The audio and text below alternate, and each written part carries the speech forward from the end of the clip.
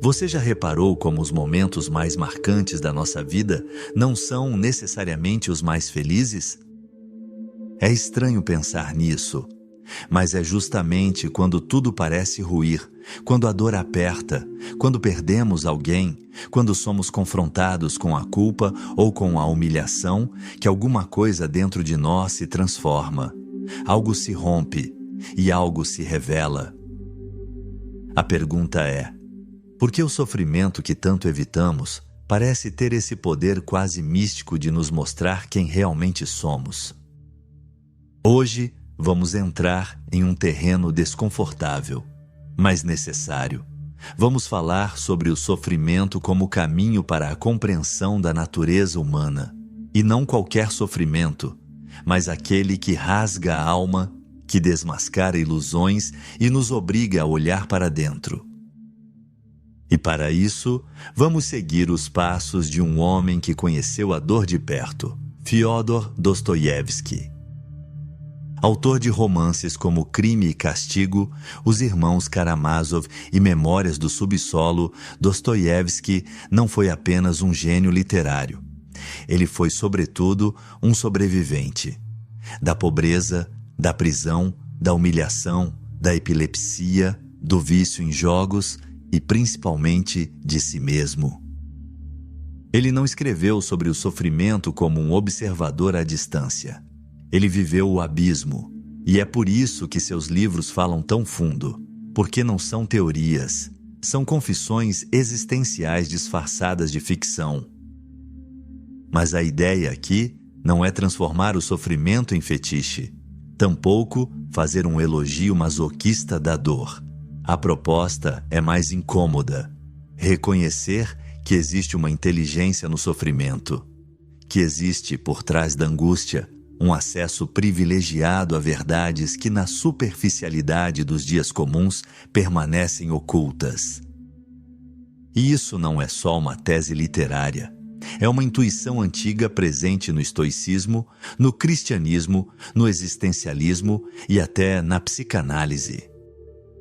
Viktor Frankl, sobrevivente de Auschwitz, dizia que o sofrimento, quando encontra um sentido, pode se tornar a maior força de transformação de uma vida. E Nietzsche, talvez o mais provocador, afirmou: aquele que tem um porquê para viver pode suportar quase qualquer como. Mas o que exatamente Dostoiévski aprendeu com o próprio sofrimento? E o que nós, que vivemos em um mundo que anestesia e evita qualquer desconforto, podemos aprender com ele? Nos próximos capítulos, vamos seguir 3 caminhos: a vida de Dostoiévski como laboratório do sofrimento, como o sofrimento se transforma em visão filosófica e literária, e, por fim, como essa reflexão ressoa na nossa própria experiência contemporânea, num tempo em que sentimos mais do que entendemos e fugimos mais do que enfrentamos. Essa não vai ser uma viagem confortável, mas talvez seja uma das mais necessárias que você já fez. Imagine a seguinte cena: você está diante de um pelotão de fuzilamento, amarrado, olhos vendados, os soldados armados à sua frente prontos para disparar. Você já fez as pazes com a morte, sabe que é questão de segundos. E quando o comandante finalmente dá a ordem, ela é interrompida por um mensageiro. A execução foi cancelada. Você vai viver. Mas viver como? Essa não é uma ficção. Aconteceu com Dostoiévski em 1849. Preso por participar de um círculo intelectual que discutia ideias consideradas subversivas, como o socialismo utópico e críticas ao regime czarista, Dostoiévski foi condenado à morte. E a encenação do fuzilamento foi uma forma cruel de tortura psicológica. O castigo supremo seguido do alívio inesperado, uma espécie de renascimento forçado. A partir dali, tudo mudou. Foi enviado para a Sibéria, onde passou 4 anos em um campo de trabalhos forçados, cercado por criminosos, doentes, soldados brutais e frio extremo. Depois, mais 5 anos como soldado exilado. Durante esse tempo, Dostoiévski viu o lado mais sombrio do ser humano, não em teoria, mas na carne. Ele próprio descreveu o impacto desse período em uma carta. Só ali, deitado na prisão, é que aprendi a ler a alma humana. A frase parece simples, mas pense no que ela implica. Não é nos salões da filosofia, nem nos cafés de Paris, mas no desespero absoluto que a natureza humana se revela. E não foi só o cárcere. Dostoiévski enfrentou crises epilépticas severas que o deixavam à beira da morte. Perdeu a primeira esposa, perdeu filhos, afundou-se em dívidas, desenvolveu um vício destrutivo em jogos de azar. Ele apostava tudo, perdia tudo, se humilhava por dinheiro e escrevia freneticamente para pagar credores. Não é à toa que seus personagens, Raskolnikov, Ivan Karamazov, o homem do subsolo, são todos almas partidas.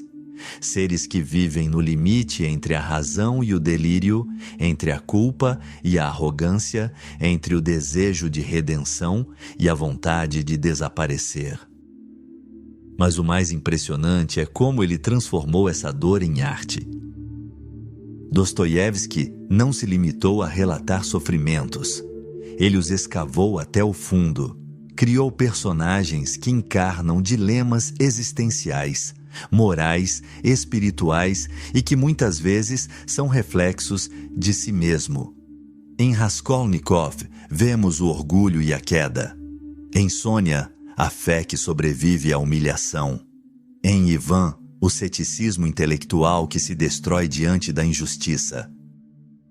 E tudo isso é atravessado por uma pergunta central: como suportar a vida quando ela se torna insuportável? Talvez por isso seus romances sejam tão densos, tão caóticos, tão intensos. Eles não são feitos para entreter, são feitos para ferir, para nos obrigar a pensar em coisas que preferimos evitar. O mal, a morte, a culpa, o perdão, o absurdo. E o que faz de Dostoiévski um pensador tão relevante é justamente isso. Ele não oferece respostas fáceis. Não há final feliz. O sofrimento não é resolvido, mas ele é enfrentado, olhado nos olhos. É por isso que, ao contrário de muitos autores do seu tempo, Dostoiévski não romantiza nem idealiza o ser humano. Ele vê a beleza e a podridão, a luz e a sombra. E nos mostra que, muitas vezes, a verdade está justamente nesse confronto entre extremos.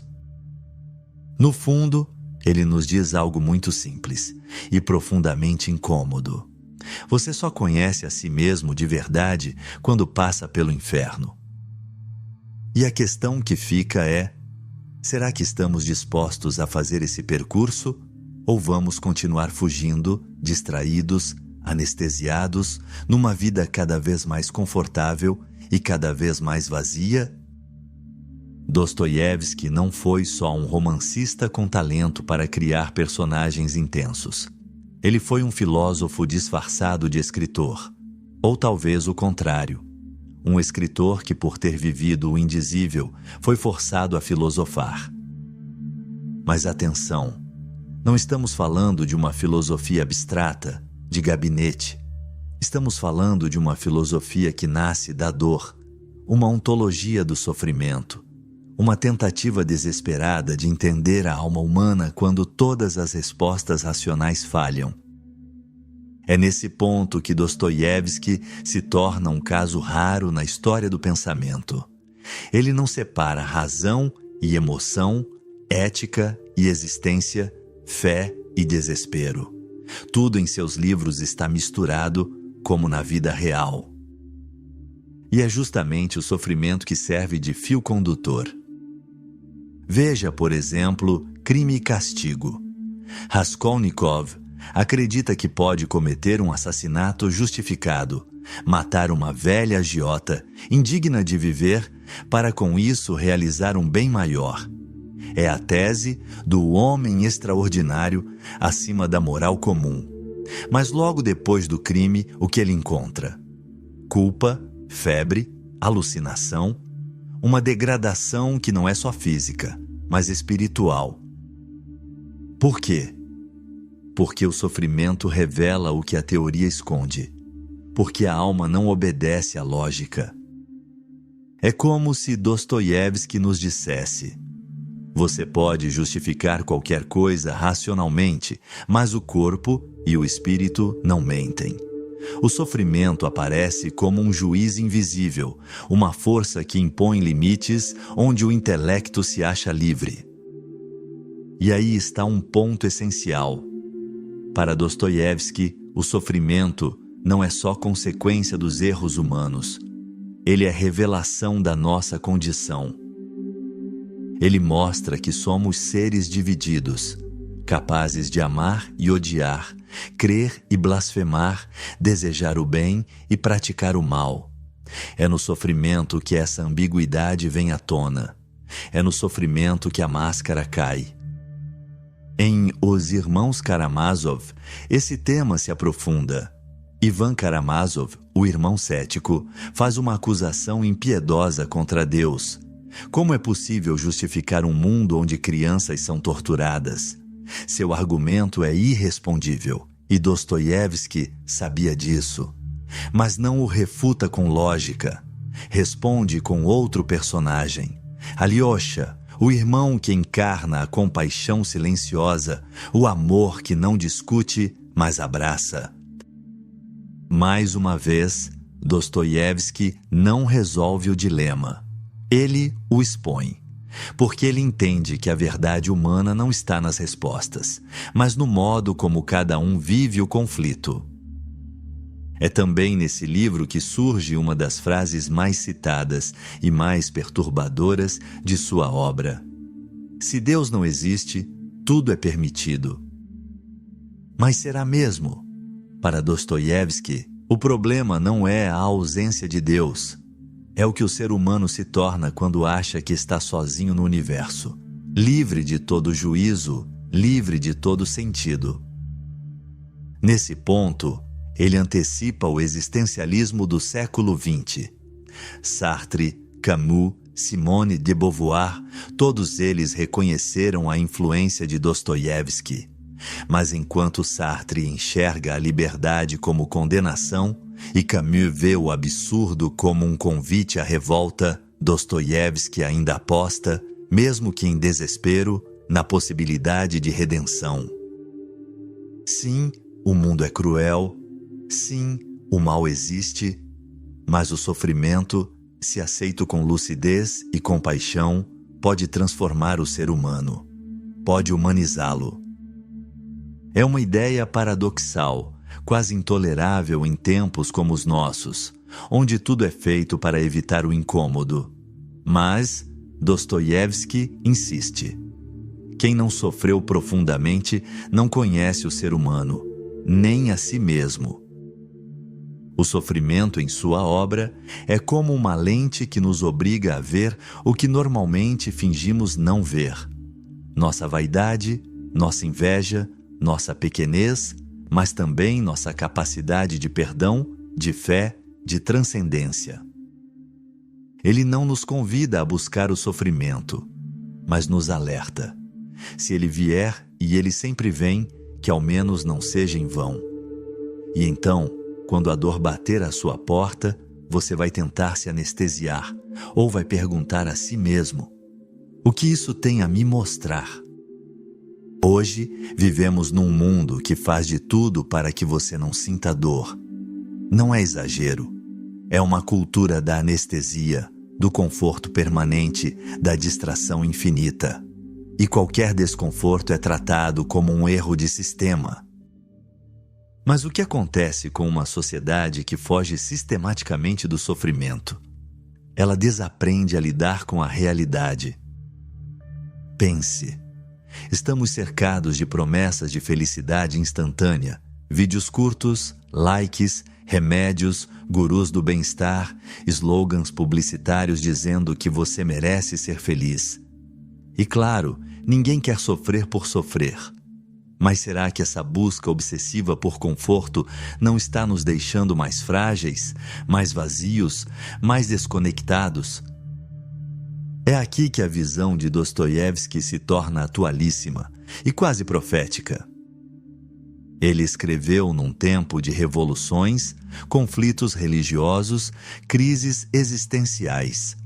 Mas se vivesse hoje, talvez se assustasse com a nossa capacidade de evitar qualquer reflexão profunda, com a velocidade com que trocamos uma angústia real por um alívio digital.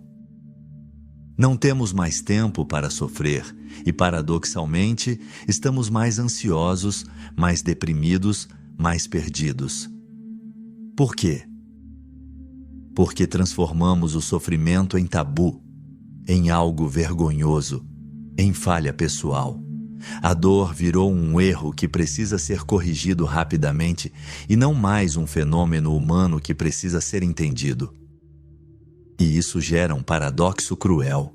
Quanto mais fugimos da dor, mais ela nos persegue. E pior, mais ela nos surpreende quando finalmente chega. O luto, a perda, a rejeição, a solidão são experiências inevitáveis. Mas como não temos vocabulário emocional para lidar com elas, entramos em colapso. Nos sentimos fracos, defeituosos, sozinhos. É como se vivêssemos num teatro onde todos fingem estar bem, mas por trás das cortinas há desespero. E esse desespero silencioso nos isola, nos enfraquece, nos infantiliza.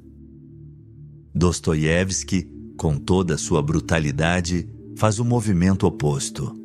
Ele escancara a dor, dá rosto ao desespero, nos obriga a olhar para a parte escura da alma, não como algo a ser negado, mas como parte da jornada. E isso é libertador, porque quando você entende que o sofrimento é parte da existência e não sua negação, você para de se culpar por sentir dor e começa, talvez, a aprender com ela. A pergunta que fica é: o que perdemos ao negar o sofrimento? Perdemos profundidade, perdemos empatia, perdemos coragem.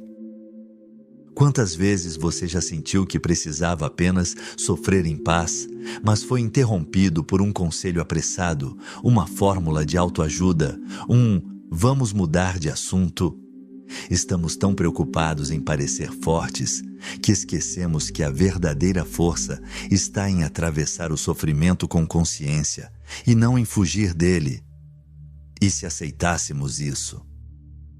E se, ao invés de esconder a dor, a tratássemos como um convite à maturidade, à lucidez, à transformação? O mundo talvez não seria menos doloroso, mas nós seríamos menos frágeis. Existe uma pergunta silenciosa que acompanha toda alma que já passou por um sofrimento verdadeiro. Isso tem algum sentido? Não é à toa que as grandes tradições filosóficas e espirituais da humanidade colocaram o sofrimento no centro da reflexão. Porque, gostemos ou não, é na dor que os nossos valores são testados. É ali, no momento em que tudo perde o brilho, que a gente descobre se aquilo em que acredita realmente sustenta alguma coisa. Dostoiévski, de forma quase crua, nos força a olhar para essa experiência. Mas ele não está sozinho. A história da filosofia também oferece algumas pistas, não para eliminar a dor, mas para transformá-la em consciência. O estoicismo, por exemplo, nos ensina a distinguir entre aquilo que podemos controlar e aquilo que não podemos. Epicteto, um ex-escravo que se tornou um dos maiores filósofos estoicos, dizia: não são as coisas que nos perturbam, mas o julgamento que fazemos delas. Para um estoico, O sofrimento não é necessariamente um mal, é um dado da realidade. A liberdade está em como reagimos a ele. Já o existencialismo, especialmente em Viktor Frankl, nos mostra que o sofrimento sem sentido destrói, mas o sofrimento com sentido transforma. Frankl sobreviveu aos campos de concentração nazistas. E ali, em meio ao horror, descobriu que os prisioneiros que conseguiam encontrar algum significado, mesmo mínimo, tinham mais chances de sobreviver.